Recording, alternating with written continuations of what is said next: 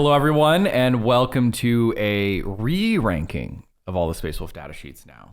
We have looked back in the past, and we were maybe wrong about a couple things. Yep. Michael got things incredibly wrong, and he wanted to make this video as to apologize. Right. Yeah. Oh, there is an apology coming up. There's an apology. There's several, honestly. Probably fewer than you deserve. Jack, you weren't wrong about anything in that video, right? No. Nothing. I don't even remember what I said. Was I even on that video? I don't think I was. You were on that video. What did I say? I researched this. Yeah, what did I say? Haha, I have 7-inch moving Terminators. Get wrecked. Me, world leaders. You have to apologize to somebody too. So we're gonna get there. We're gonna get there. Okay, we're gonna get there. I'm sorry for letting Michael say lies. Got it. So we're gonna do this in the usual ranking: S, A, B, C, D. A couple balance passes have happened. There is one unit in particular that got hit by this, but most of the units are actually going to stay about the same power level as they were on Codex release. I really wanted to do this retrospective as a big part of when we were first ranking this. This was like my first Space Marine army, and I was like very inexperienced in the faction, but now I've played a bunch of games. So now I know a lot more, and I have a lot more accurate opinions on what I think about these units. To be honest, your Space Wolf list currently shares very little with any other Space Marine list. That is true. Mr. Now I'm an experienced Space Marine player. Okay, well, I'm an experienced Space Wolf player. How many wounds does it even have? Space Wolf player? Well, actually, I don't know. I've changed it since the 193 number. I'm sorry, guys. That video is my fault, okay? That video is your fault? I played the Space Wolves into the GSC, and I didn't know this was going to happen, and this is my fault. This has been a long time coming. Nick has a lot of repressed trauma, and he's just now letting it out. The Space Wolves, the wound count was just too much. It was just too much. It was just too much. He should have more. I should have. I can add more, is the real answer. Well, he just brings him back from Cult Ambush. That's right. That means he cheated. But we can't count those. That's fake. That's fake. All right, let's get into the ranking. We're just going to go alphabetical, but we're going to skip the first one because we're going to come back to that. All right, first up, we're going to have Bjorn the Fell-Handed. We put this guy in S tier last time. I think this is still S tier. Yeah, I mean, he seems pretty good. I don't know if S tier is like quite warranted. It probably is. Extra CP is very good. Every time I take him out, my list feels so much worse. Well, I think in Stormlance especially, you want to leave him in just so you have that option for the turn one, well, even 21 inches and to do whatever you want. Well, even in Gladius, when I took him out, I was like, man, I can't use any of my cool strats. Well, CP discipline goes a long way, Michael. I know. I think this guy is still pretty auto-include for Gladius and Stormlance. When you get to the Codex attachments, it gets a little bit different, right? Beast Slayer, not as many strats you're trying to spam. And then the other two detachments are mostly fake, so you can do whatever you want on those. So I'm pretty keen on S tier still. I think his damage profile is very good. He's very tough. The 2-up armor, 5-up invuln, 5-up feel no pain, -1 wound with strength higher just makes like a really tough body at the end of the day. He's pretty chunky. Yeah, so I'm a big fan of this guy. No changes still. In Stormlance though, this guy is so good. Yeah, you have a 2 CP strat that you legitimately might want to use on top of one. Well, I even mean just the base movement 9, 3 damage Dreadnought advancing and running around. Well, yeah, that guy's good too. He's really fast. But I mean, like, if you don't include Bjorn, you just don't have that option, period. Because you can replace a datasheet with another datasheet, but you can't use a 2 CP stratagem going first. Yep, no other way to do it. Can't do it. No other way to do it. All right, next up, we're going to have Blood Claws. Okay, for context, Jack, we did put these guys in D tier last time, and I do think that was wrong. Yeah. What are they, like 130? They're 130. So 13 points a model? 13 points a model. Now, that's cheap. It is very cheap. I will notate, though, I only like them with Ragnar. Right, but then you really like them? Then I really like them. Specifically in Gladius. I actually don't run them in most of the other... He's really good in Beast Slayer, and he's really good in Gladius. But he's not as good in the other attachments. I mean, technically, he'd be really good in Saga the Hunter, but... Is that just because in, like, Stormlance, they already advance in charge? So, you don't get access to any of the damage buffs. That's the big thing. So, Ragnar gives them reroll wounds natively, which is fine. But at the end of the day, it's still just 40 chainsword attacks, basically. But in Beast Slayer, you can give them lethals. Or in Gladius, you can give them the +1 to wound and +1 AP, which makes that damage, like, soar through the roof, right? Because getting hit by a billion +1 to wound, AP2 attacks, or... rerolling hits with oaths, lethals, and then you're rerolling all your wounds, makes your conversion ratio like really quite high. But Stormlance doesn't provide you any of those options, so it actually is just 40 chainsword attacks, which doesn't go the most far. It's still not like crazy expensive, right? The unit's still just over 200. It's 230. 230 with Ragnar, right? So it's not bad by any means. I think the issue is that it's competing with Wolfguard Terminators or a 6-man TCAV unit is the same cost. Right? That's not a good comparison. Yeah, right. Like that's you don't want to be the same cost as 6 TCAV. Don't want to be the cost of no. Yeah. So at the moment, I just don't have like points for him. At the end of the day, like I don't have a good place to put him. So I think Blood Claws, I have moved them to A tier because when used in the correct way, really quite powerful. Right? Yeah, I mean, that makes sense. They're also 13 points a model for a Marine is like, that's pretty good. Yeah, that always advances and charges, OC2. I mean, past that, it's regular defensive profile, but like just not bad. But still, though, 13 points a model is quite good. Yeah, it's really good. So definitely underrated these guys last time. I think Blood Claws are really quite great. Next up, we have Fenrisian Wolves. B tier last time. Yeah. I think they just stay there. So they, get OC if they're near a Space Wolf character? Yeah, within 6 inches of Space Wolf character. Which is usually gameable, and you can make it work. And I've never had a problem doing it. Yeah. Then they string out, and they put OC on a point, and they do an action, and huzzah, and they do nothing else. And they have a D6 reactive move. Okay, they do something else. Which is actually quite useful for blocking like deep strikes or other reserves. Or sometimes you just hop back behind the wall and then do another action again, which can genuinely be useful, right? They're perfectly fine if you have 40 points and you need like a trash unit. You just kind of just throw them in the list and they do their job just fine. I like them. Not much to say about these guys, honestly. They just do their job. Yeah, they don't go crazy. They're not in A tier or S tier, but how many points are they for 5? 40.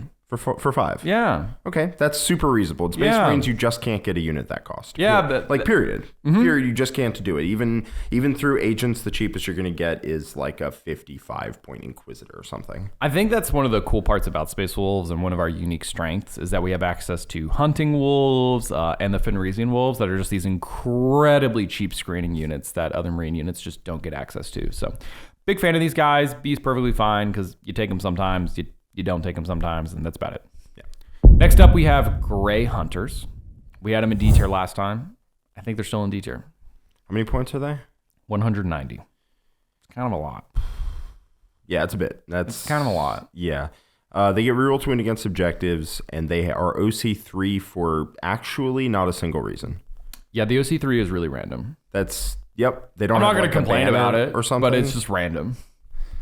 Yeah. So they kind of just don't do very much. They don't have a job. So what's cool about their reroll wound abilities, they reroll wound rolls of 1 all the time. Yep. Which is not bad. And it's in melee and shooting. But notably, they only have a bunch of bolters.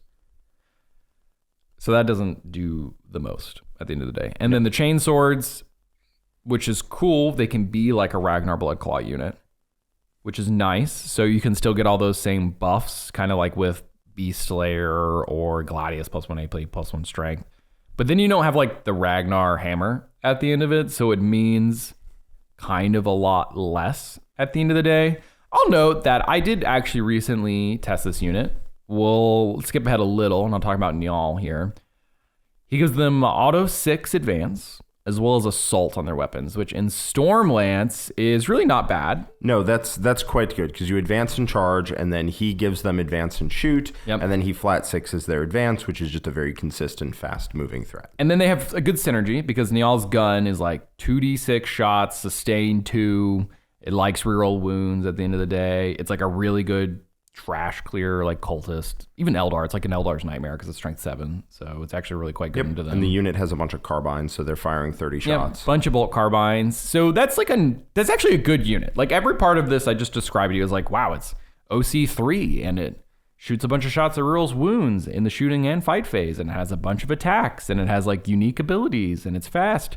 But it also costs 200. Oh gosh, what is it? It's 190 plus 85, 275 points.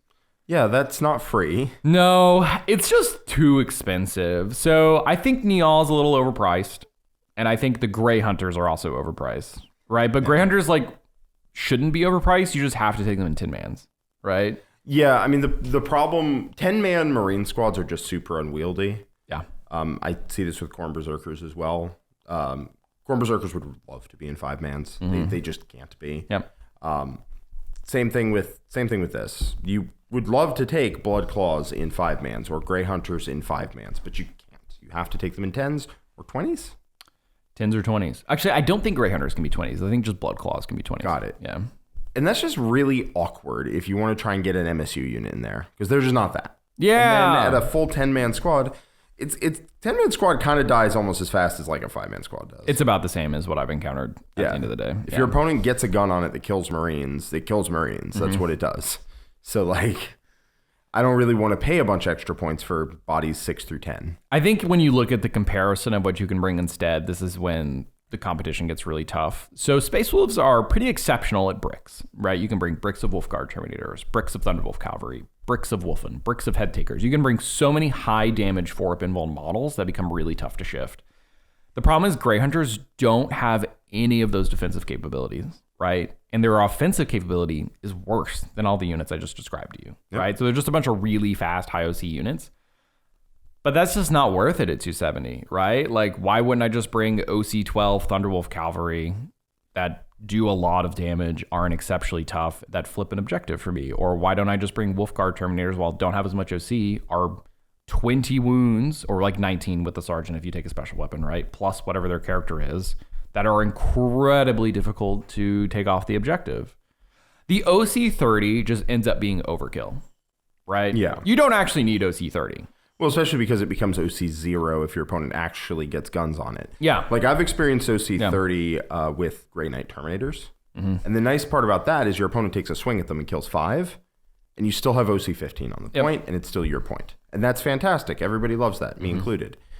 But with these guys, like OC3 runs out, takes a point 10 times over, and then your opponent kills them, and that OC doesn't matter. Yeah. So Grey Hunters are they just don't have a good home in the Space Wolf Codex at the end of the day. That's just really what it is. They're a perfectly fine data sheet. They're just overpriced, and they're competing against stuff that's just cheaper and ultimately does the job better. So I think they're going to be in D tier right now. I think the future could be bright with a significant points reduction on this unit, but yeah, not right like now. 150, 160 would be interesting. I think that's 190 is a little crazy. 190 is crazy. I think they legitimately have to drop to like 160 to really start being competitive. So, all right, next up we have the Iron Priest. Notably, we had this guy in A tier, which was wrong. He definitely was S tier. He was really quite good. Really, really good model. However, they have since changed this rule. He no longer gives rapid fire to all of the tank's guns. He just gives it to a single gun and costs the same number of points. He is straight down to D tier? Yeah, straight to the... Actually, he's like below D tier. He's the pits, dude. Like, yeah, how many points is he? I think he's 65 or something. Would you take 65 points for one extra shot on a tank? No. Nope. No, I actually wasn't even convinced he was S tier. I think A tier was probably fine. I think he was S tier. I think he was really good. Only because the amount of times I rolled like an 8-shot Predator activation that was just like, yeah, I took my 130-point tank and just like killed Magnus. Yeah, but it's not a 130-point tank at that point, right? It's like a 200-point tank. I mean, technically, yes, but you get repeat value out of it. I thought they were really good. I thought they were really, really good. The Iron Priest really added a whole new dynamic to the army, right? So it made the Gladius combined arms shooting style a lot more powerful at the end of the day, because I had like really good frontline units and I had a really strong shooting platform. But now that I don't have the Iron Priest, my shooting platforms are really rough. I have found the 2 Vindicators to be pretty much the best guns I can bring. Yep. And that is about it. Which Vindicators are fine. Like, they served me perfectly well in Gladius, but it's kind of rough to be so limited in scope and range and maneuverability and all those things, whereas the range of the Predators was just so far. Because being able to even just fire the las cannons without rapid fire was really quite nice, right? And you got that flexibility when you added that unit in. Yeah, you got to shoot normally and then get up in rapid fire and shoot with 8 shots. Yeah. Because the Hunter Killer also somehow he spawns an extra one. He does. He spawned an extra Hunter Killer on top. Which is what I thought they were going to do. I thought they were just going to say no one-shot weapons and no firing deck, but they just deleted it. So, you know. Well, it's now 65 points for, or however many, for 1 extra las cannon shot a turn. Yeah. So just D tier. Space Wolves have really felt the loss of this guy. I think the army's still perfectly fine. But we don't have the diversity of builds that I really felt that we used to have. The problem with the Iron Priest is it's just a math problem. Yeah. Right? 65 points for 1 extra shot is not worth it over just taking another tank. It's just worse than a generic Tech Marine. Right? It's worse than a generic Tech Marine. And just mathematically, there's just no way he's ever worth it, basically. Because you only ever get one extra shot, and that's it. That's all he's doing. If his tank dies, he doesn't even do that. And you're just better off taking another tank, right, for those points. Yeah. Right? You take those points and a second one, right, and you smash them together, and you just make a new tank. And that new tank gets more shots than the rapid fire of the 2 Tech Marines would have given you. 100%. So, disappointing. To the pits. R.I.P. R.I.P. All right, next up we have Logan Grimnar. S tier last time. I don't see that changing. Just a great character. Just great. I mean, he does everything well, except his melee strike profile is like randomly not that good. No, yeah, sure. That is what it is, right? I think he also benefits a lot from being in a unit that's going to be in S tier, right? And so he's one of the only ones that can lead it. Him and Arjac.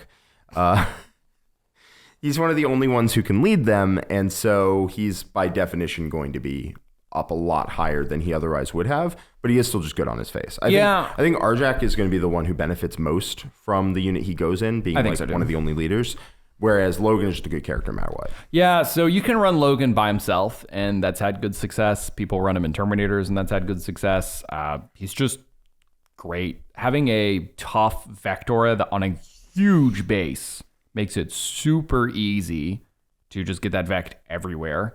Also, I have noticed that for combat purposes, having a large Terminator unit next to Logan makes swinging significantly easier because you just need a base with Logan. And then like everybody just touches Logan and then everybody gets to swing. So it makes it incredibly easy to swing your whole unit. I like him in every single way to play Space Wolves. I don't think I've ever written a list without Logan.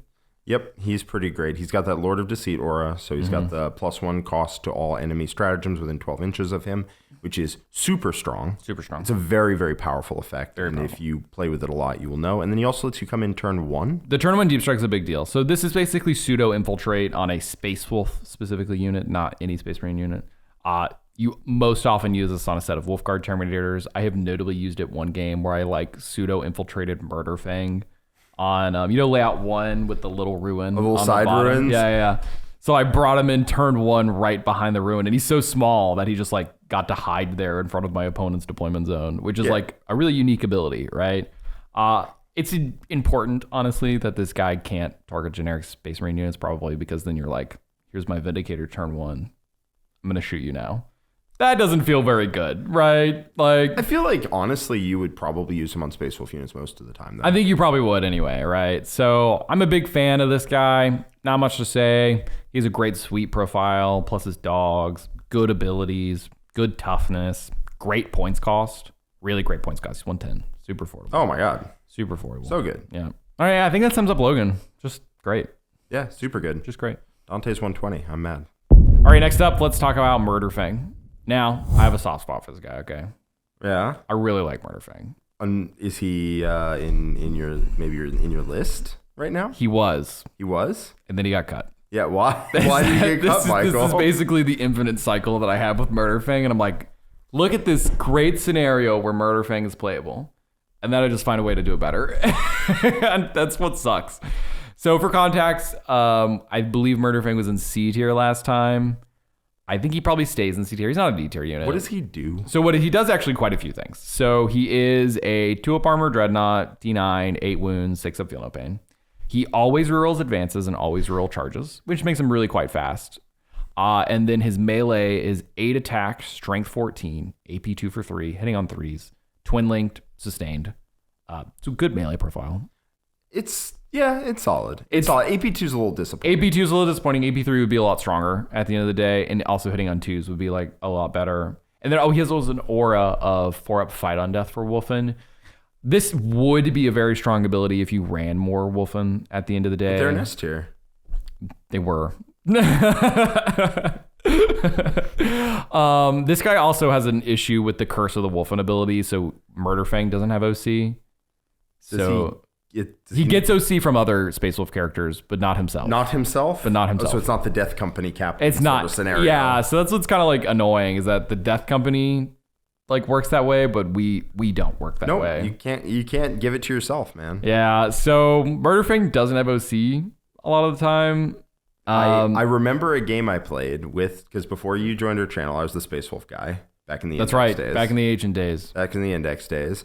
Back when we got to play the Saga one where you unlocked the different sagas, that detachment was so cool. I never got to enjoy that one. It was so cool. I never got that. Anyway, I had Murderfang just chilling.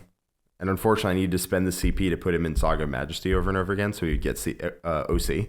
Oh, yeah. I can not see that. holding the objective was a real issue. That would be bad. So I like his melee profile. I like his abilities. I mean, rolling advances and reload charges is not bad. Having a decent melee profile is not bad. I think the issue I really have is that his points cost is a bit high. 160, I think, is pretty high for this profile. He dies very quick. He dies really quick, and that's like my main issue with him. Like, he costs the same as a Brutalis Dreadnought, but that doesn't feel right. A multi-melta gets near him, and he's quaking. Yeah, the amount of times I've seen Murderfang just like fall over and die is a bit disappointing. Now, the argument against that is like he is kind of a scalpel unit. You connect him into something big, he rips it up real quick, and then he like falls over. It is also his baby. He's like kind of oath dependent at the end of the day. He's oath dependent, and he's also very, does my opponent have good armor saves? AOC is like a problem. He's also damage 3, which means if he wants to kill other big stuff, he needs to get like a preposterous amount of saves failed on their opponent's side for it to kill the thing. Yeah. Right? Kills 16 wound, like big thing. Mm-hmm. You need to fail 6 saves. A bunch, right? A bunch. So I really think that with the correct points cost, Murderfang would be a perfectly fine data sheet. I think like his baseline abilities, his baseline melee is all fine for what it says. I just think 160 is just too high. I think we need to see this guy come down. If his job is to run out, connect a charge, kill something, and then die to like a single melt-a-gun and a grenade, he can't cost 160. He can't cost 160 at the end of the day. I'm going to keep him in C tier at the moment because there are legitimate reasons you can run him. For instance, we actually had a War Room member take him to his GT winning run by bloating Murderfang and a Storm Raven. God bless. That's sick. That's sick. That's cool. That's like a real reason to run this guy, right? I wonder if you can use your little Space Wolf flying bricks as Storm Ravens.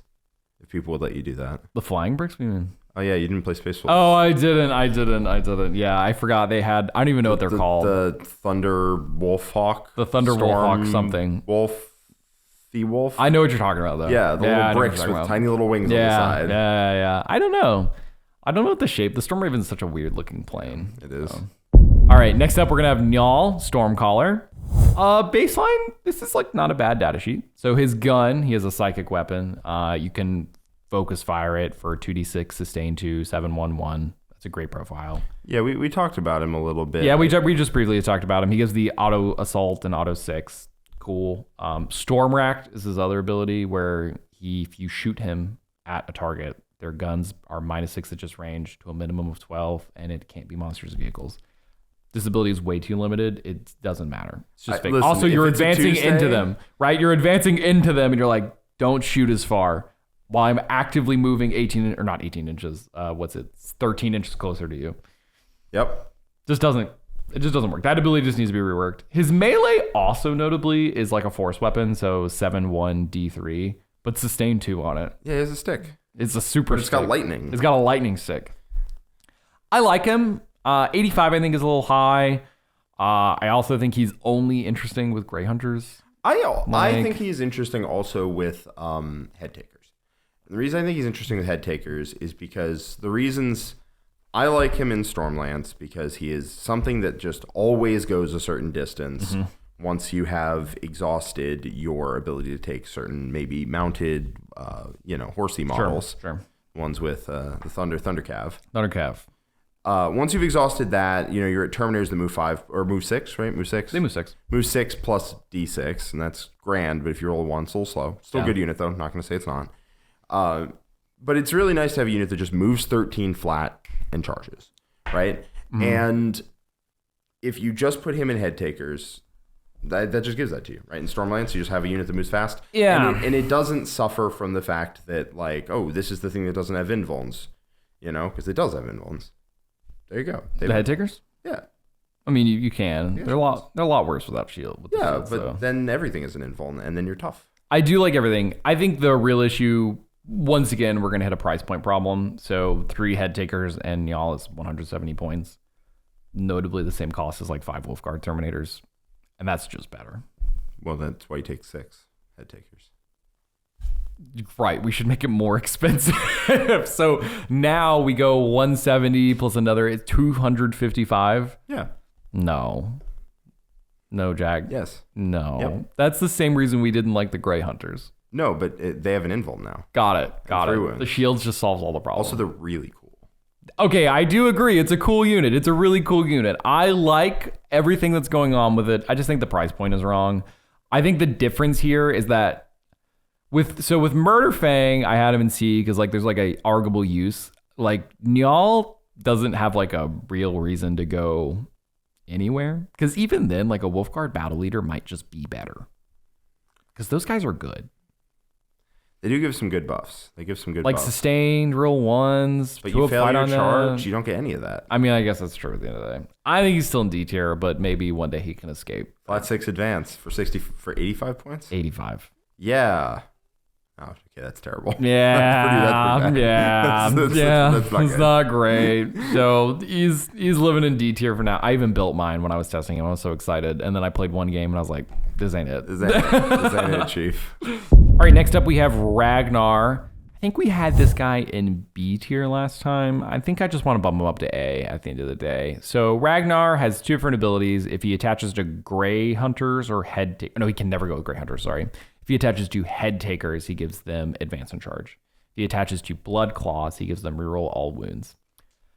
He's great with the Blood Claw unit. Yeah, as we've discussed before, he's really good in the Gladius. He's really good in the Beast Slayer. I think he's still decent in Stormlands too. He just doesn't quite as good. Yeah, I think once again we're just kind of at a price point issue. The whole idea of the Stormlands list is that it's jailing you, and Ragnar doesn't fit into the jail concept as much because I'm spamming so many of those Thunderwolf Cavalry and so many Wolfguard Terminators and Vanguard Veterans and all my good fast 4-up invuln models. You kind of get slim on where you can fit Ragnar into that problem at the end of the day. But I would agree. I think he's really fine. I think this model is perfectly good. I don't think he's an S tier because he's not in every single list. But when he's good in the right context, I mean, this guy is amazing, like legitimately. Yeah. His melee profile is really strong.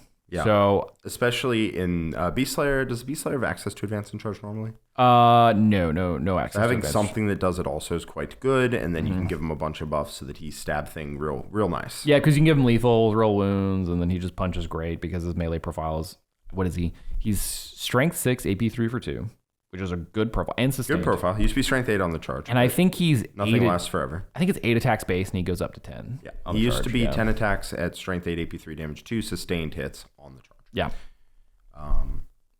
It was pretty good. Still pretty good. It's still good, right? Because now he has access to real wounds, which he didn't like before. It's kind of a difference there. Yeah. They probably reeled it in a little because they were like, "Oh, this blood clogging is pretty good." This is strength 8. Yeah. What's going on here? So big fan of this guy. Really like him. A tier, I think, is perfectly fine. Yep. All right, next up, we're gonna have the Thunderwolf Cavalry. We had them in S tier last time. I think they're even more S tier than they were before. S plus tier? Yeah, Dude, they're crazy, man. They're so good. So they did take a points hike in the most recent MFM. So the 3-man is not as good as it once was. They were 100, but now they're 115, which feels a little bit ickier. And then the 6-man went up a little to 230. They were 220. I'm going to be 100% with you. 230 still seems quite undercosted. I don't think it's undercosted. I think they're fine at 230. Yep, I bet you do. They're fine. How many are you taking currently? 15 at the moment. Right, and the version I have limited options. Like, what do you want from me? I think it was 18 was what we were talking about. I did have 18 at one point. Yes. I'm not going to disagree with you. And yeah, okay.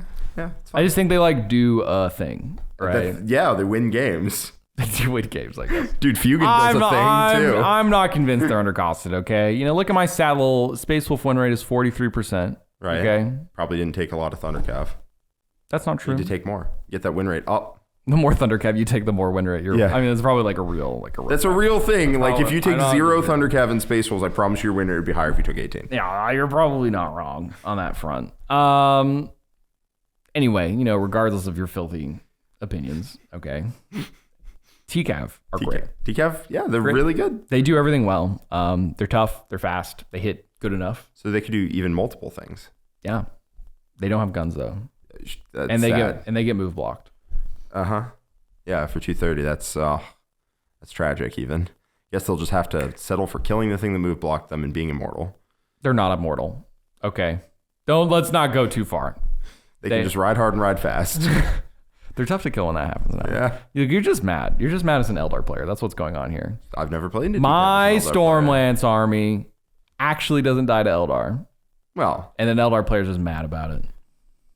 I'm mad about it as a person who plays the game. Okay. Because they help you get to that fabled 193 wounds, and I just can't. You can't stand that. I can't stand it. You can't stand that. Can't stand it. Can't stand it. What are they? 24 wounds? 24 wounds for gross. 6, yeah. Gross. Shouldn't be allowed to have wounds. They should have no wounds. No wounds. 0 wounds. Die the moment you put them on the table. So in real talk, right, they're toughness 6, which is a really good number to be. Really good number. Really good number. They have 4 wounds apiece, which is also a really good number. Flat 4, I'm not going to say doesn't exist, but is very rare. It's rare. It's rare. It's like Doomsday Arc. And 4 wounds is like the Space Wolf like thing at the moment. Yeah, 4 wounds is a great defensive number, same as toughness 6. Because a lot of the things that want to actually kill heavy infantry or mounted or whatever are going to not be strength 12 plus. No. The strength 12 plus tends to be like, here's my 4 dark lances or my 4 las cannons. And you're like over the moon when a las cannon gets pointed out of Thunderwolf Cavalry. Yeah, then it doesn't even have to kill it. You just roll a 4. Yeah. Yes. But the stuff that could kill it really quickly is going to be strength 10 or less. And so it's when you're on 3s at most, basically. There's some exceptions, but generally. Yeah. And it's going to take at minimum 2 failed saves to kill a single model. So just off the rip, they're really annoying to kill. Yep. Right? And it also stacks with other Space Wolf units that are also really annoying to kill. Yep. But that's not all they do. They're also quite fast because they move 12 base. There's many ways to give them advance and charge. But even at 12 base, they're still good. And then in Stormlands, they can go up to 21 with the Auto 9. Which is great. Very incredibly fast. Crazy. Yeah. Then when they make the charge, they used to have a problem. Everything was damage 2, grand, but it was all AP1, and there's no way to buff that. So if you ran into Saves Armor of Contempt, you're just filing them a written notice that you'd like to hurt them, and they get to check yes or no. They usually check yes. They check no. They check no, you are not sorry, no, yeah. The opposite of what I said. Yeah. So, but now, and also 2 damage is like, fine. Not great. It's fine. 3 is a good number. Yeah, they're damage 3 now, and they're now AP2. So a lot of their main problems got solved with that profile change because they can now beat up heavy infantry. They can now beat up things that are... They can even punch wounds through on things that are 2 save armor of contempt. They're not going to be optimal there, but they can do it. Yeah, that math is pretty important. I've like looked at a bunch of these activations because, for instance, like Space Wolves kind of have like a sanguinary guard problem that we've been discussing recently. And like notably, TCAV are actually not that bad into that profile. No, because you give them Lance, and now they're hitting on 4s. You can give them Oath, and then they're wounding on 3s again, and then you get a 3-up save against it. But even so, you're still going to probably force enough saves. It's 24 attacks. You just need to fail 3. I just need to fail 3. Right. Right. So your 24 attacks, you're probably going to get the unit. I should get 3. You should still get 3. So all around, kind of a crazy profile for less than 40 points a model. Is it about? Oh yeah, it is a little. It's like 38-ish or something. Yeah, that's nuts, dude. That's the cost of a Terminator most of the time. What are we doing, man? This is probably they move 12. They move 12 instead of 5. They're higher toughness. Yeah. They have an invuln. They have more wounds, and they hit much harder. Okay, so listen. This and it'd be crazy also if you give them -1 to hit and -1 when your opponent tries to shoot at them. Jack, you're done talking. So listen here. Now, see, armies are allowed to have good units. They're allowed to have good units. Talks about how Space Marines are broken. He just kind of like says a bunch of words at you. Yeah. And you're like, I think an argument happened in the same room as me. But like, I'm laying out their points for stats are nuts. Yeah. So look, 260. Thunderwolf Cavalry can't be bad. It's my Space Wolf unit. Oh, they can. I promise. No. 260. Anyway, S tier. Yeah. All right, so next up we have Ulrik the Slayer. Now, how this guy works is a bit of a mouthful. I explained it poorly in the last one. So, at the start of the battle, are you sure? I'm sure. Okay, I'm sure. I've got it. I've got it. I just reviewed it. Okay. Okay. I just reviewed it.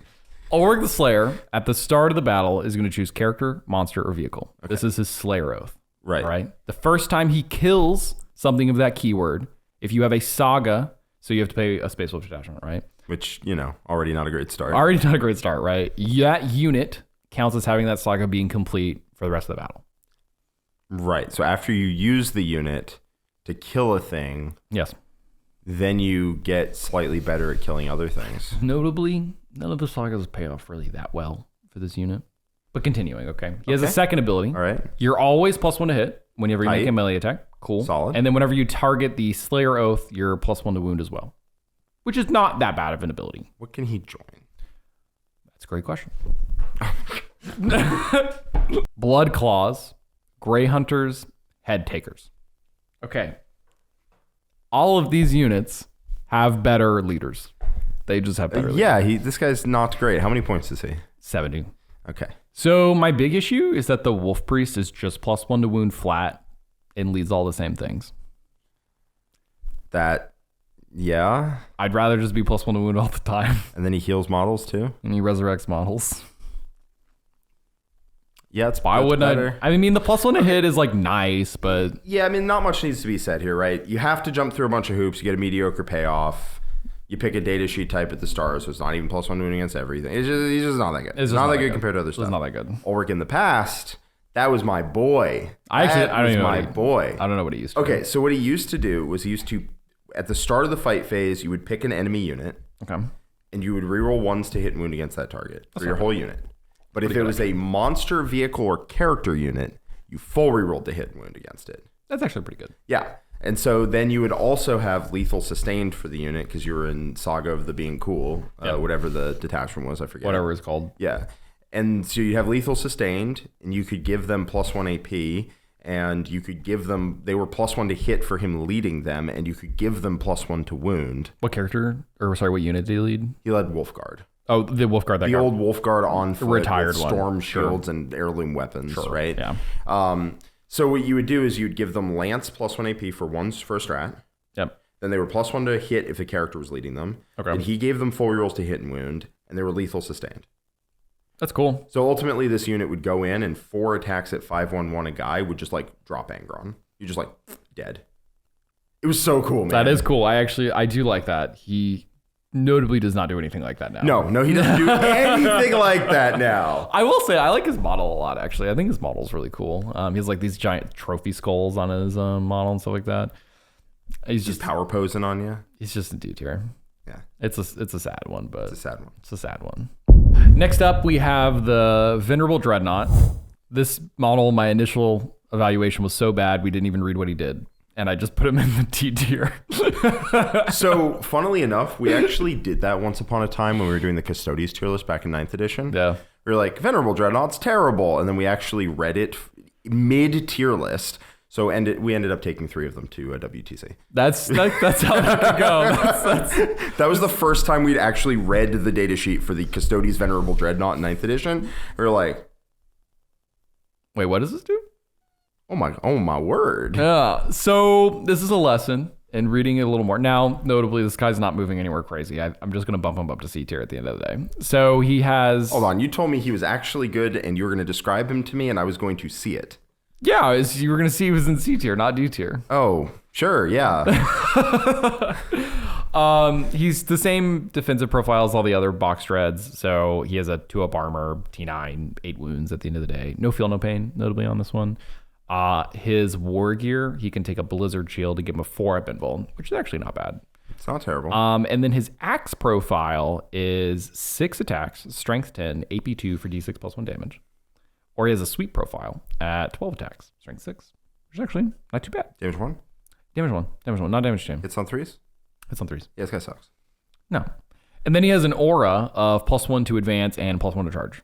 Okay. Which is like also like not bad. It's actually a pretty good profile. Fine. And then where I like is that his price point is actually not the worst thing in the world. He's basically priced where Murderfang like should be. So he's 140 points. For just like a 4-up invuln dude that like runs around. The issue, once again, we're running into this model is that the stat checks that the rest of Space Wolves can provide are just better. Right? Yeah, he's not like particularly tough. He doesn't hit particularly. The numbers on his profile sound awesome, but he doesn't come with native rerolls. He hits on 3s. He is AP 2. Yeah, so notably the reason I actually like this profile is because like you'll read like Oh wow, strength 10 AP2 for G6 plus 1. That's God, not that good. Got it. But like, I'll be honest, that's like some of like the best anti-tank I have in this book. Like, unironically, that's actually really good for a Space Wolf. I am an army of strength 5 AP2 for 2. Like, unironically, that really is my whole army. That's what everybody does. So having a model that like no buffs can walk up to an armature and like genuinely kind of bonk it is not bad. Kind of bonk it. I mean, he doesn't always kill it, but like he has a chance to. It has a much better chance than my strength 5 AP2 for 2 does. Sure. Same AP though. It is the same AP, which is weird. A lot of the big weapons in Space Wolves melee for some reason is AP2 and not AP3, which is kind of weird. Like, for instance, Murderfang should be AP3. And like this axe should probably be AP3, but whatever at the end of the day. You get hit by an axe that's, twice the size of a dude and bonk. Yeah, right. Bonk. Right. So I think, like, for instance, if this guy's AP3, he'd be actually like pretty good anti-tank. I just think that this guy isn't like strictly garbage, right? I think if you gave me a list and you had an interesting concept around it and were like, I really like this Venerable Dreadnought for the aura and the slight amount of anti-tank it provides, I could see a real reasonable argument that I wouldn't think you were trolling at the end of the day. I would. No, I don't think so. I think that's, like I've said a billion times, cool thing about Warhammer is listers are very flexible and you can bring tools that work for you. Now, do I have him in my list? No. But do I think he's like straight trash? I also don't think he's straight trash. If you like looked at your phone and you were like, how'd that get in there? And there's a Venerable Dreadnought in it, you would cut it without even thinking about it and replace it with other stuff. No, you wouldn't be true. like, I put him in a list and I did delete him after, but well, maybe. How can I make this work? You'd be like, oh, how'd that get in there? Get out of here. Okay, I guess I get more. See, wolf boys. This is too much. This is too much black and white thinking, Jack. Right. Yes. I'm an open, creative mind. Right. Okay. I like looking at all the angles. Right. And be looking and be like, well, maybe I can make this work. I tinker with my list all the time. Yeah, me too. I've probably added like every Space Wolf datasheet into it. Now they don't always get to stay. Yeah. But I did think about him longer than others. Maybe that says more about you than him. Anyway, I think he's like not like actually like the worst model in the world. I think he's perfectly fine. If you told me you wanted to like run one, I think it would be that big of a deal. Mm-hmm. So that's it for this guy. I'd Baker-act you. No, wait, no, whatever. It's fine. Yeah. All right, next up we have the Wolfguard Battle Leader. 65 points for this guy. He gives real ones if you're within 6 inches, which is like mostly just melee. Notably, he's 5 points cheaper than Ulrik. Yeah, he's even cheaper than Ulrik. And then he gives sustained hits as well while he's leading. He also has his own 2-up fight on death for just 10. It's neat. Which is neat, which is not bad at the end of the day. Like, it's nice to have. I've actually used it plenty of times. This is a character I actually really like a lot. He can lead Grey Hunters, Blood Claws, and Headtakers. Headtakers are my favorite way to play him at the end of the day. I've been a big fan of him. I tested him a lot in my early days of the Codex. Mostly while I was still waiting for Wolfguard Terminators and Logan to come out because I was in Headtaker jail for a couple months because we just had the FOMO box, right? Yeah. So I had to wait for the full release. This guy was never bad. People still run him to pretty good success. I don't have any big issues with him at the end of the day. He has decent melee profiles. He's fast. Let me guess. 5.22. He is 5.22. Oh my god. Unless you take a Thunderhammer and then he can be 8.22. And hits on 3s. And hits on 3s. Yeah. But he has dead wounds, which is neat. I really like him in Gladius with the Honor Vehement. I think that's actually a Honor Vehement slams. Like the Honor almost Vehement, no matter who you put it on. Yeah, the Honor Vehement Wolfguard Battle Leader is really quite good. 65 points is a great price point for this guy. I think he belongs in B though. It's mostly just what unit can he lead. Exactly. That's the thing, right? Look at Zodgrod, for example. Zodgrod has literally the best suite of buffs in the entire game. That's true. Period.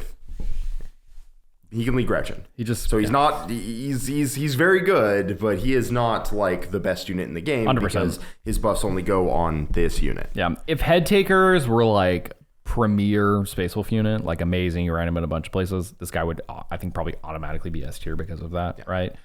So he's a little limited because of his buffs.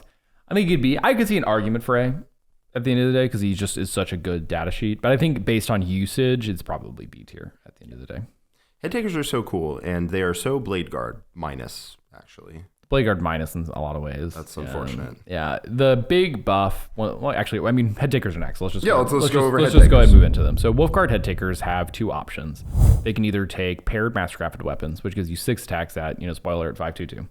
And then, or you can get 4 attacks, but you get a Storm Shield instead for 4 up invul, which is not bad. No, I think it's a legitimate choice between the two of them. It's a legitimate choice. Certain detachments want certain things, and other detachments want certain things, and also certain characters encourage you to take different ones. For instance, we haven't talked about the Wolf Priest yet, but the Wolf Priest resurrecting guys with shields is pretty good.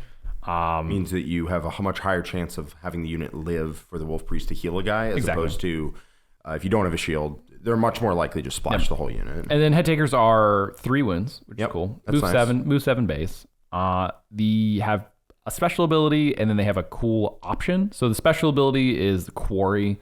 You pick a target at the start of the game. You get a devastating wound and precision against that target. And then if that target ever dies, you get to move it.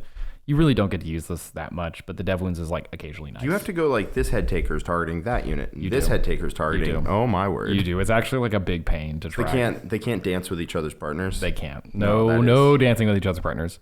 And then they have the option to bring Hunting Wolves, which is like one of my favorite aspects of this unit.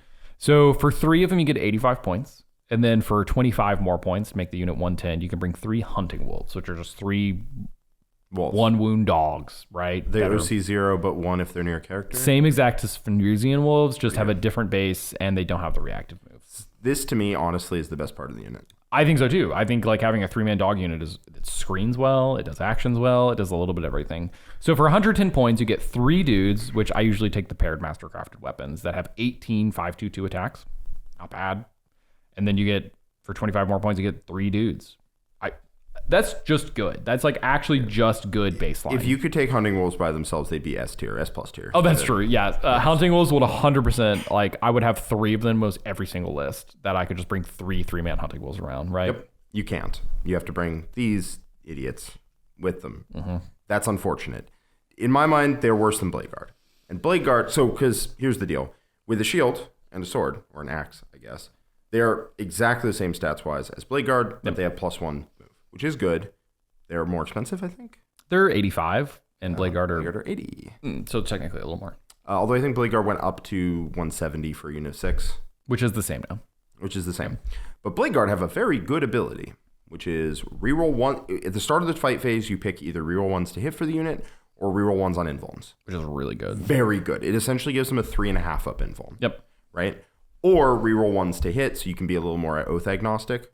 Blade Guard are not a very good unit. Their stats are just kind of mediocre, unfortunately. 5/2/2, kind of bad. Yep. Just is the way it is. But their ability is quite good, and if their points were a little lower, or if you can give them kind of buffs, they are quite solid, right? You see them in Liberator Assault Group quite often, especially with Fight First, especially with the ability to give them +1 attack, +1 strength when your opponent charges you. So you don't really see Blade Guard that much on their face. You have to give them some kind of buff that Space Wolves are not really capable of giving them. No.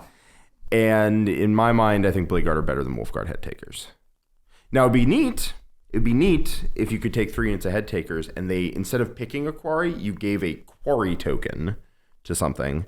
And then anytime you attack something that has a quarry token, you get the buff and you can transfer it if you kill them. Yeah. So that way you take 3 units, you give out 3 quarry tokens, and now, okay, we can actually like get the right unit to the right target without having, a notarized ledger of... Yeah, the dance tokens. So you have to like use tokens that are like Wolfguard Headtaker 1, Quarry 1, Wolfguard Headtaker 2, Quarry 2, which it's just the whole pain at the end of the day. You have to paint their bases different colors, then you give something them like a green token, a red token. It's annoying. It's just annoying. This unit is fine.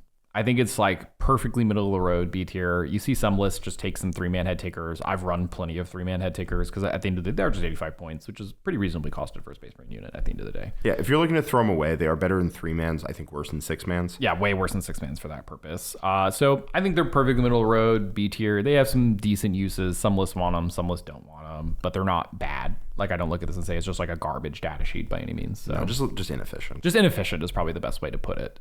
But good for when you use them at the right purpose. You're also not dying for more 5/2/2. No, I'm not dying for more 5/2/2. There is one unit of Headtakers that's pretty good in Beast Slayer. You take the Wolf Priest to give him the Helm of the Beast Slayer, which gives AOC to the unit, and then you attach him to 6 Headtakers, and you have like a cool AOC against character monster vehicle unit.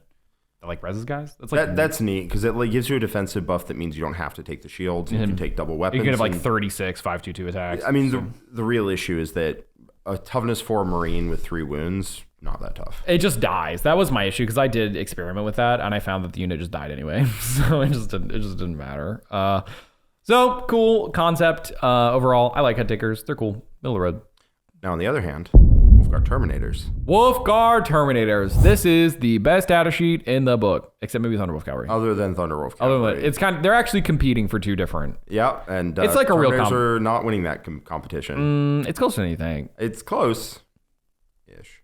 It's close. Thunderwolf Cavalry are nuts, man. They're good. But we're talking about Wolfguard Terminators, right? Right, okay. we are. They're basically the same points from So pretty close. In the last one, we put them in S tier and then decided to move them down to A tier at the end.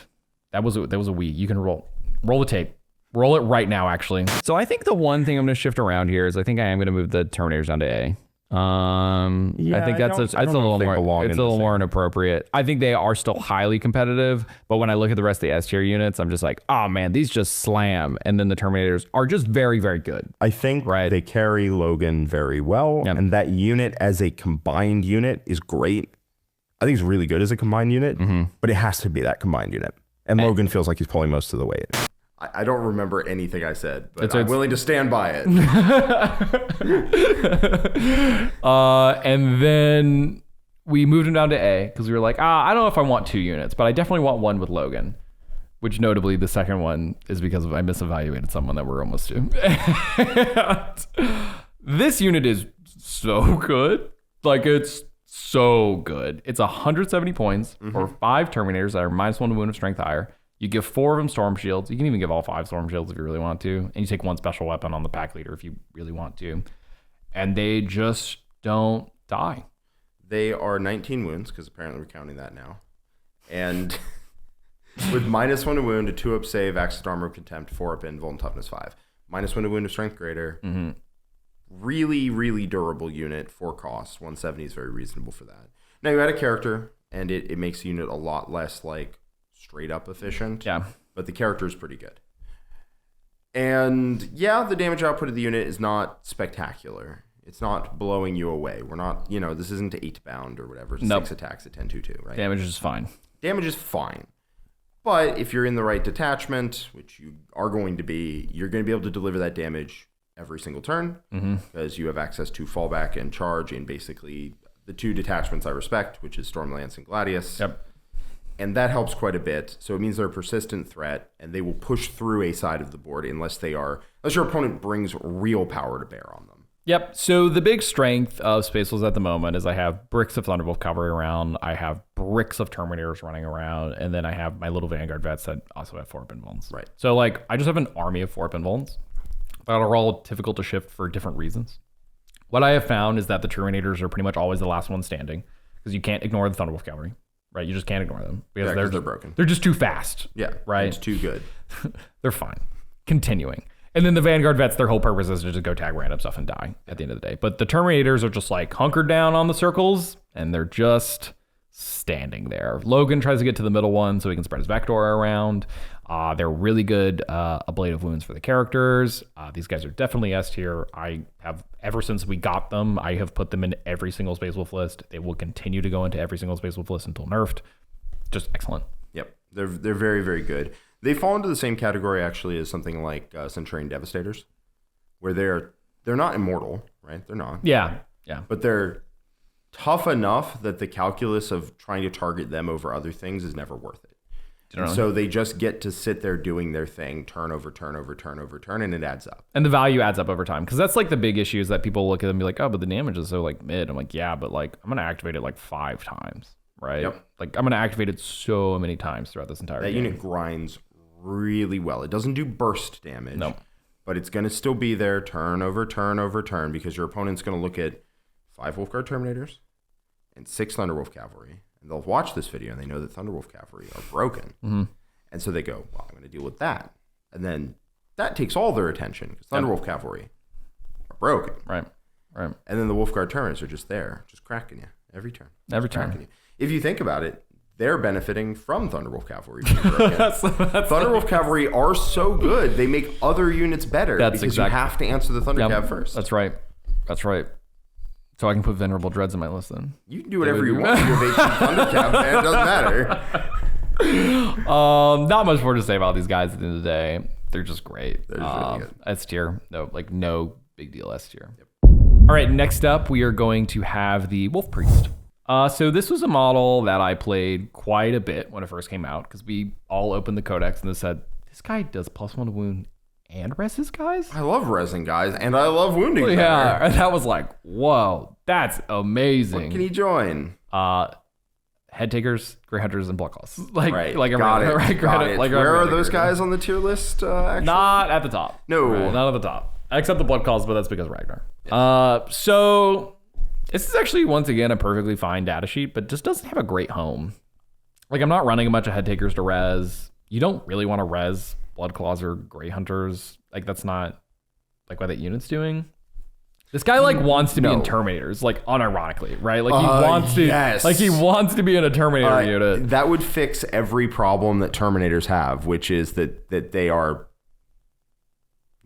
low damage output. Yeah. If they became high damage output and when you failed to kill them, all of a sudden a guy comes back. Also, they're slow, so if you res a model for...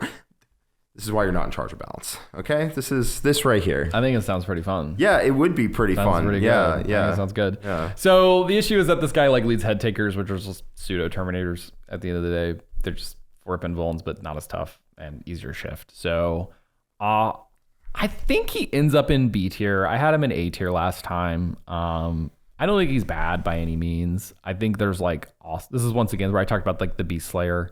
Wolf Priest is pretty good. He also gives OC to Wulfen within 12 inches, which is a pretty notable buff in a lot of cases. Yeah. So I think he's fine, like middle of the road. What are you thinking? I mean, buff good, unit that gets buff bad is like a time-honored tradition. Yeah. He kind of lands with the unit he can lead a lot of the time. Yeah, to me, he's like as good as like the battle leader is, which is a good character that doesn't have a good home. Yeah. So, B tier. I remember going back and forth with you about like which one was better, and it turns out they're both not great. They're both not great at the end of the day. Yeah, they're both not great. Now, if Headtakers were like 150, a little cheaper, then came with a 2-up maybe base or something. Okay, not at the same time. That would be obviously crazy. not both. That would be crazy. Not both of those things. Then you might see it, right? You might if they're worth leading, then you would see a leader for them, but you're just not going to see a leader for a unit that's not worth leading because the unit's bad. It's a whole cycle. It's a whole cycle. Yeah. It's a very sad cycle. It's like a whole circular kind of economy, right? Mm-hmm. You just got to... The unit's bad, makes the character bad, which makes the unit bad, which makes the character bad. And it's like, that sucks. And so on. Next up, Wulfen. Both kinds. I had Thunderhammer Wolves in S tier last time. I was a little off on that one. Not the case? So, I would like read this model and I was like, man, it moves 9 inches. It is T6. It is anti-monster, anti-vehicle 3-up. And it's 3 damage. Yeah. I and it rerolls hit rolls of 1. It's not oath and like dependent. I was like, this guy does everything. Are there other numbers on that data sheet that maybe are a little low? The OC 0, notably. Anything else? No, what else would it be? Well, are you talking about the attacks? You are a known 2 attack per model lover. That's not true. All right. That's not true. Mega knobs? They have 3 in the wall. That's when it matters. Kill something. It's a false argument. So I am wrong about that. I actually still think they're fine. It's like weird because you read this and you're like, wow, this is a lot of stats. Like just this is tough and fast and feels like it should do all the things. But then you put it on the table and it never seems to exactly work the way it does. But it's also one of our best anti-tank platforms, which is once again something I've talked about that Space Wolves really struggle with, that we have really strong anti-tank. So I have a theory for you. I'm ready. I think the theory is that 200 points is expensive. It is so expensive. If you take a 10-man unit, that's expensive. That is expensive. But 100 points is reasonable. Yeah.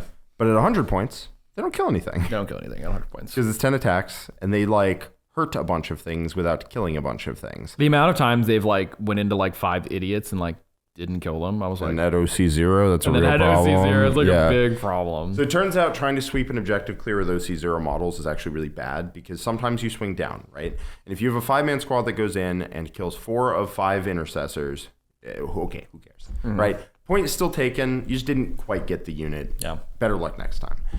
But with Wulfen, sorry, they got a 10 on primary, and that can spiral out of control and lose you a game. Really straight up. Like, yeah, it really just can. quickly.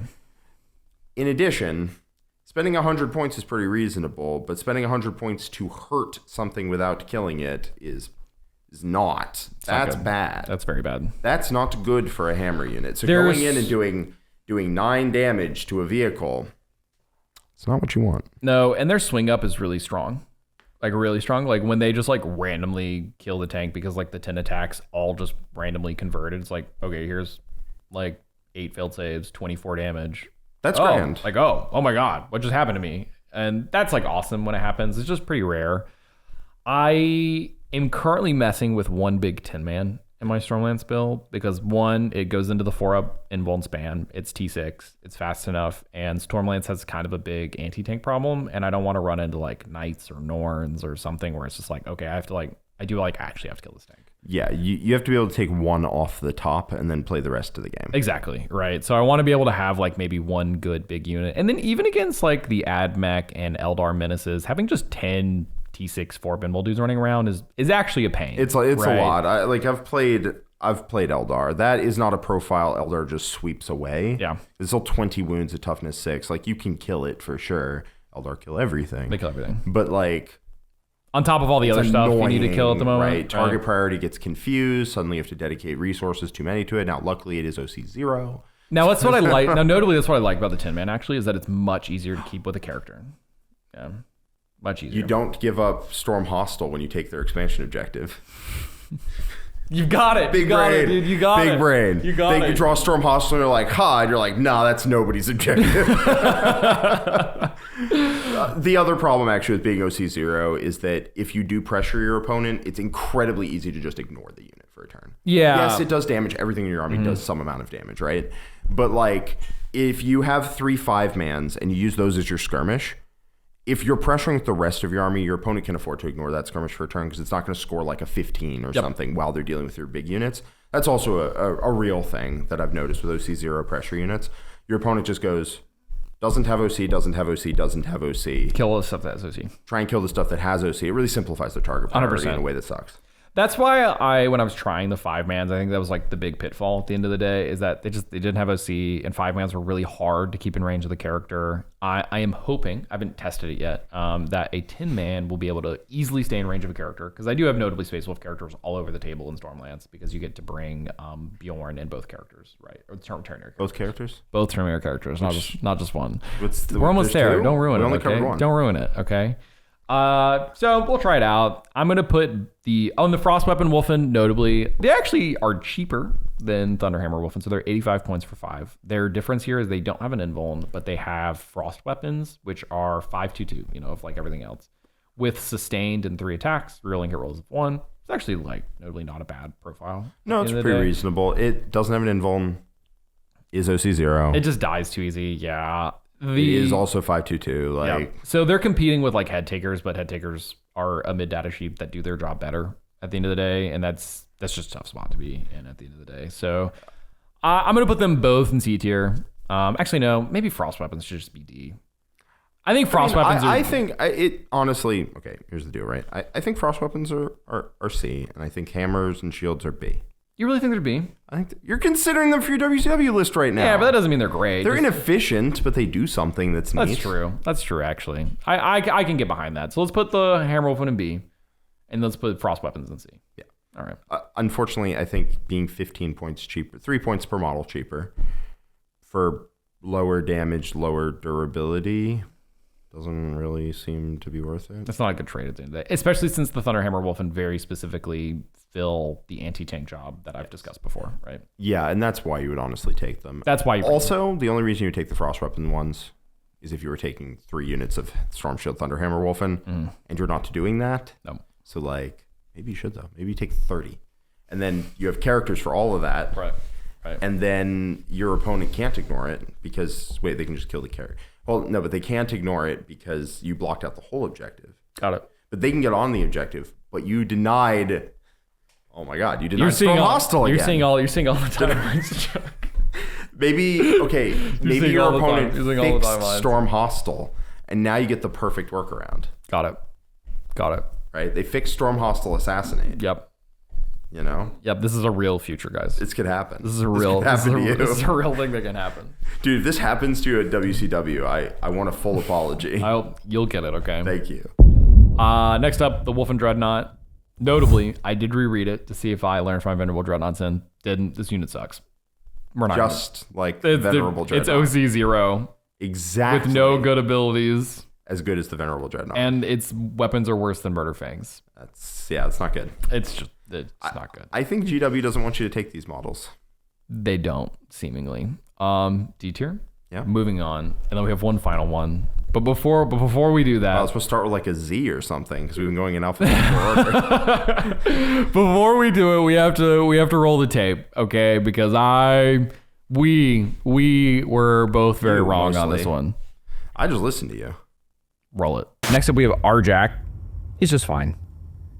Yeah, it's the same thing as from before. He is a decent duelist. He only has 5 attacks, right? So he's still kind of at AP2. So he's still kind of like, on that. I like his concept. My issue with him at the end of the day is that I'm not interested in bringing 2 units of Wolfguard, probably. Yeah, and if I include 1, you're taking Logan. If I just want 1 and I want Logan. Yes. Right? So I think that's my issue with Arjac is that he just isn't competitive enough for me to want to be like, oh yeah, or he's not so good that I'm like, I need 2 Wolfguard Terminator units so I can bring Arjac too. Right? You know, he's just okay. Yeah, he's just okay. He's stats on a stick. You pay a price for stats, but then you also really want to pay a price for the unit you put him in. He requires another 170. Right. And that's not ideal. That's not ideal. Like Ragnar's stats on a stick, but then he also gives you advance in charge on his unit or whatever the heck he gives Blood Claws. And that's solid. That's good. And then he's also stats. But just purely being stats, then you have to afford a unit to make those stats relevant. It's like, meh. It's just meh. It's just meh. Sorry, Arjac. Now, it turns out I shouldn't have listened to you. So, first off, I might not even be saying this guy's name right.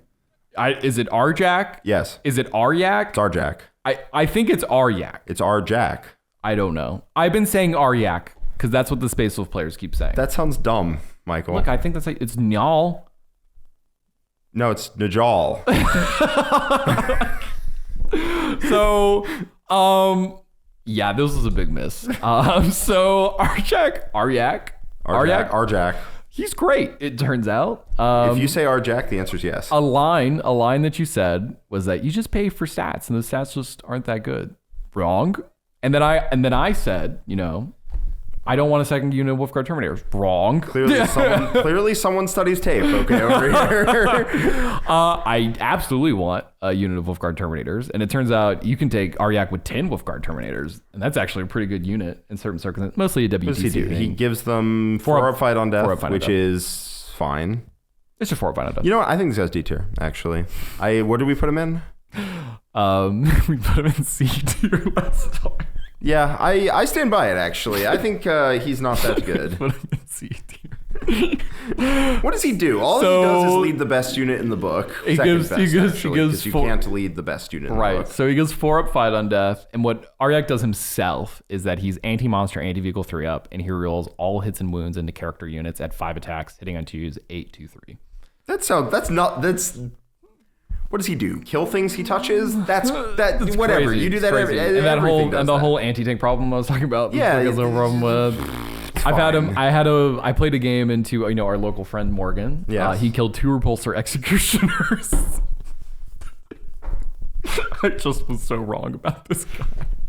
It turns out 4 rolls to hit and wound is a good ability. He doesn't get into a repex, but he does get the anti-vehicle 3 up into the whatever. But like, yeah, this guy, and he's precision inherently too, so he kills characters. Yeah, he just does like actually everything. Yeah, he's pretty good. Arjac is S tier. Yes. Largely though, I will say he is not as good as like the Wolf Priest and the in terms of battle leader leader abilities, or whatever, right? Very, very different in terms of what he's giving. He's just like he's a duelist. The thing is that he goes in the good unit. He goes in the good unit. And not to the bad unit.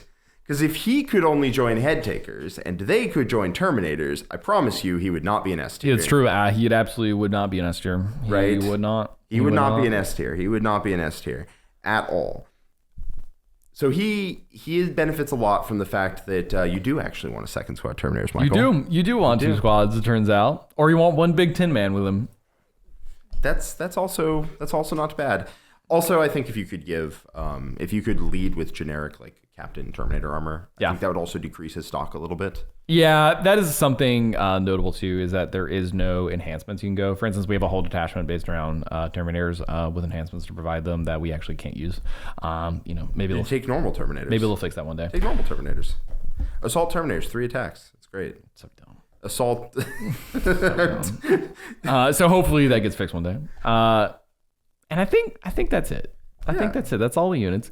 My retrospective on the book is I was right about like the concept of what this was trying to do. It's still a combat army. It has good stats. I just didn't fully embrace the just run all the stats. Take concept. the stats, Michael. Right? I was trying to be like, but I'm going to bring some guns. I'm going to bring some Headtakers and trade pieces and skirmishers. I'm so smart. I watch you and John take all these balance lists. I'm so smart and tactical. I want to also take the balance list because I'm the Space Marine player too, guys. I take good balance lists. So anyway, your list now is like 18 Thunder Cav, 10 Terminators, 10 Wulfen. Something like that. Yeah. Yeah, just take the stats. Take the stats, Just take the stats. That's what Space Wolves are good at. They brawl. I like brawling actually a lot. I think it's a really fun play style at the end of the day. Your opponent to post up and you drop a little of that on them, you know? I think the Codex is like, I think the win rate actually is a little not quite reflective of the book. I think it's lower than it should be. I don't think Space Wolves are like a top tier. Like they're like one of the best armies in the game or anything like that. I think you can make one of the best. I think you can make a really strong army. That's like my point. Yeah, you can make a very, very strong army, but they're not 43% win rate bad. That's what their stats are. I don't think they're that bad. Here's the issue, though. I think that it also gives you a lot of opportunities and a lot of ways to play the army in a way that is truly bad. Yes, that is a big. There's so many traps in this book. So many traps. Like if you open the entire detachment section and you want to use any of that, don't do that. No. Like Beast Slayer, I still also don't think is very. I actually don't like Beast Slayer at the end of the day. It's just like technically was popular at WTC and like respectable players ran it. That's ultimately. Sometimes that doesn't even necessarily mean it's that good. Sometimes it means it fits I would agree. a niche. I think Gladius was just better. Olivier was right. Olivier played Gladius. He did play Gladius. Yeah. See. Yeah. There you go. Beast Slayer bad.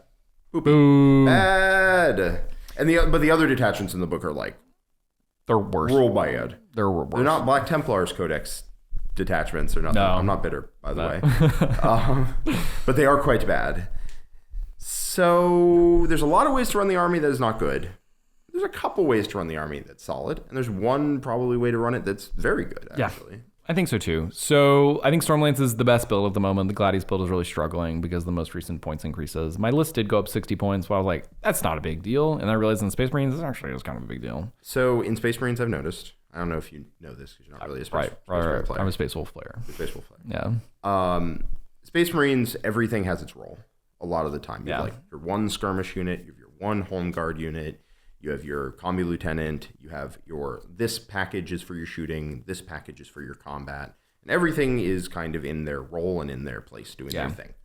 And if you take 80 points out of a list, you like lose a job. You lose a job. Which is bad. And a lot of the time you lose critical mass of that job. So you're like, okay, all right. So I'm going to take it out of the melee part. And you're like, oh, my melee sucks now.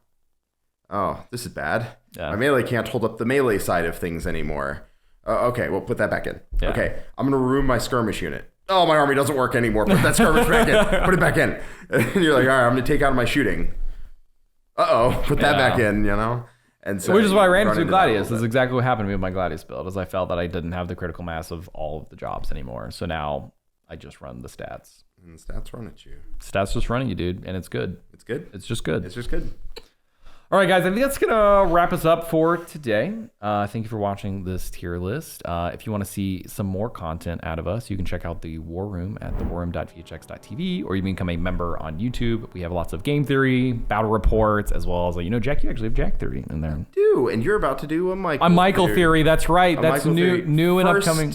First, we're doing theory series now. And we are. And notably, I'm going to be talking about Thunderwolf Cavalry.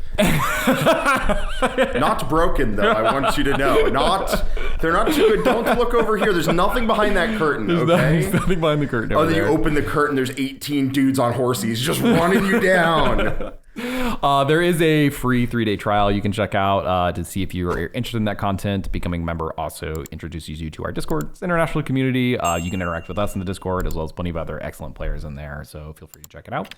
And we will see you guys in the next one. Have a good day. Bye-bye.